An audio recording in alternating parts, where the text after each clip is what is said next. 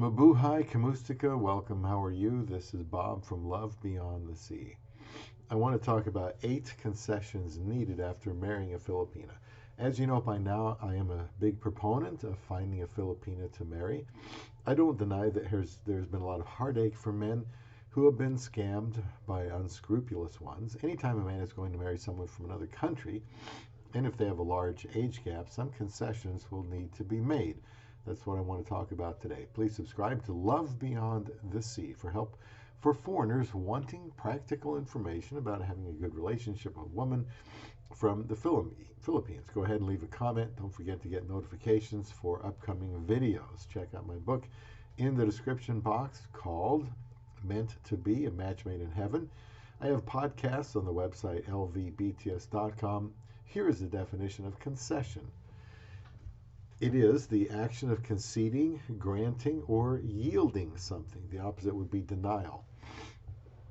So considering the Filipina will not know anyone but you in her new country, won't know where anything is, might not be familiar with the currency even, not be able to drive or have a job yet, that will require extra time on the foreign husband's part, and I would like to think he would accept that responsibility as a way to show his Filipina bride that from now on, he is going to work to make her happiness and well-being a priority of his.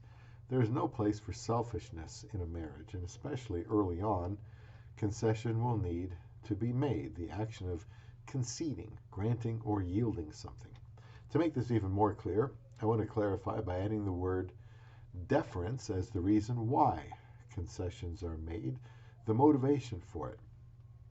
Here's how deference is defined. Deference is respectful submission or yielding to the judgment, opinion, will, etc. of another, like respectful or courteous regard in deference to his wishes. So there you go, respectful yielding to the preferences of another out of courteous regard. I'm not a supporter of the so-called 50-50 arrangement. I prefer to give 100% and leave my wife's response up to her. If I treat her this way, I won't have to be concerned about what percentage she gives me. And we've been married since May of 2015, when we barely knew each other and hadn't met in person before we got married. Since I'm satisfied with her as a wife and she is happy with me as a husband, this formula has been working. I understand that I need to initiate conceding and deferring to her in order to show her I'm going to do all I can to make this work.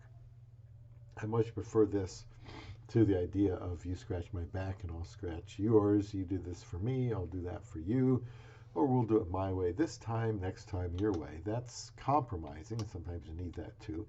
But I'm going beyond that. This would be my perspective regardless of who I married. But since I married a woman from the Philippines, executing that will look different. So what kind of concessions are in order? Here are 8. Let's start with your time. This beautiful woman from the Philippines likely has never set one of her small feet in your country before, so she will be unfamiliar with many things, including where anything is. If she doesn't learn to drive, she will need her husband to take her everywhere, which isn't a bad thing, and it can help them bond more, but will also require his time, which he might not be prepared for. Until she works, if she works, she will be alone a lot, especially if her husband is working. He will need to concede some time in light of her being in a new country far from home. And of course, you got to teach her how to drive too, in all likelihood. Another thing, your priorities. Since she will need more time devoted to her needs than if you had married someone from your own country, some concessions will need to be made with the foreign husband's priorities. I wish we had 48 hours in a day instead of 24, but at least we all have the same amount of time as the next guy. To free up time for his Filipino, the foreigner will have to at least temporarily adjust and refine his normal routine for her. If he is retired, then he won't have as many concessions to make. Your money would be another one. He has already invested a good deal of money in order to meet her in the Philippines, get married, or later on a fiancé visa, and is at some stage well, he might need that, what do you call it, adjustment of status, but he's got the visa expenses. There's quite a few expenses actually that all add up. Then there's a 10-year affidavit of support he is required to sign, and he will need to be prepared to use money for her needs, which is pretty much everything, until she can get a job, and she very likely is going to want one. I really think that it is best to do this ungrudgingly. I support my wife's desire to work to help her family in the Philippines because I know how necessary this is for her. Another concession, your home. In all likelihood, the man isn't going to protest much about the way his Filipina wife will want to change the way his house looks. At least I hope not. She will want to get her little hands on the place and start to make her nest. I don't try to interject too much of my opinion in how she arranges our home and what she buys for it. As for our house in the Philippines, I have tried to also not say too much about that. The reason is I know it is important to her, and I want her to have control of this.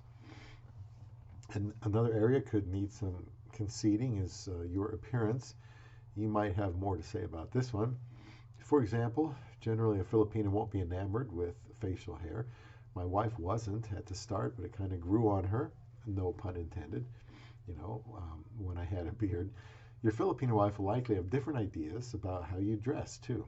I think she will want her husband to look nice, but be presentable at all times. Try to work with her on the changes she may want to make in your apparel.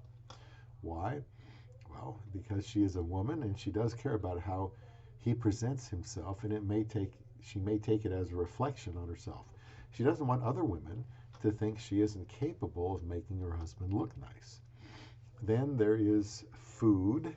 Probably not a big change here, but she might want to eat a more traditional Filipino diet like she is used to, and will need to know where those Asian food places are located. She might want you to try it, and I suggest giving it at least a try for her sake. Now, we drive about 60 miles to a place that has a Philippines aisle in it, maybe once a month or so. Your interests. Now, this is just the logic of having so much time in a day and needing to spend quality and quantity time with his Filipino wife. It is up to the foreign husband to decide if he needs to drop something, but going from being single to being married is going to require some interests to get less time allocated to them. Now, your whole life has changed getting married. And then your future plans. This last one I will list is your future plans together. Initially, much time will go into helping her adapt and adjust to her new country and culture, including the weather. But in due time, there will be discussion about the future. In my case, I was striving so hard to find a wife, I didn't want to contemplate a future, doing my own thing. So making concessions to her and what she wanted to do was relatively easy. When we got married, I would have said there was about a 0% chance I would seriously consider retiring in the Philippines. Yet here I am, having built a house there with my wife already, and we're both paying for it.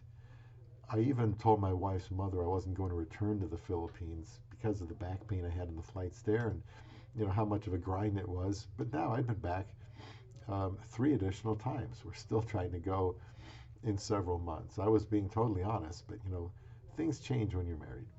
After getting more acquainted with the Philippines and learning how much my wife loves her family there, I have reneged on my original desire to, retire here, and then after I die, then my wife would return to the Philippines. That was the plan early on. I'm more open to retiring over there, depending on, getting needed medication. Maybe things will change in, 5 or 10 years, depending on how long I live too. I'm not suggesting you retire there. That is entirely a decision to be made by you and the Filipina you marry. It is a rather large concession, but there are other positives now that I have considered living there with her. I don't mind respectfully yielding to my love beyond the sea.